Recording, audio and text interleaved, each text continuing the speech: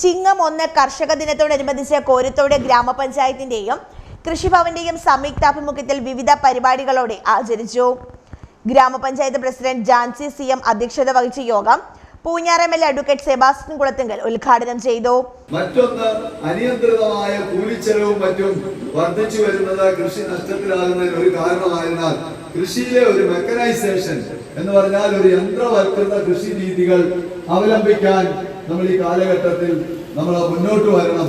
കാരണം യന്ത്രവൽകൃത കൃഷിയിലൂടെ നമുക്ക് കൂലിച്ചെലവും അതുപോലെ കാർഷിക രംഗത്തുണ്ടാകുന്ന ചെലവ് കുറയ്ക്കാനും അതുപോലെ തന്നെ കൂടുതൽ മികച്ച ഗുണഫലം സൃഷ്ടിക്കാനും കഴിയും. മറ്റൊന്ന് ഏറ്റവും പ്രധാനപ്പെട്ട കാര്യം, കൃഷിക്കാർ തങ്ങളുടെ ഉൽപ്പന്നങ്ങൾ മൂല്യവർദ്ധിത ഉൽപ്പന്നങ്ങളാക്കണം. കാഞ്ഞിരപ്പള്ളി ബ്ലോക്ക് പഞ്ചായത്ത് പ്രസിഡന്റ് അജിത രതീഷ് മുഖ്യപ്രഭാഷണം നടത്തി.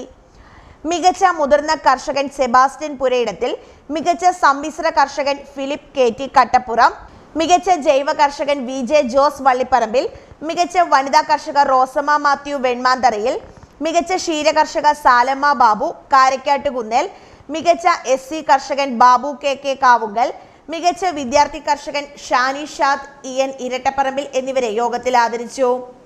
പച്ചക്കറി കൃഷി, ജൈവ കൃഷി തുടങ്ങിയ മേഖലകളിൽ നേട്ടം കൈവരിച്ച കർഷകർക്ക് പുരസ്കാരവും നൽകി.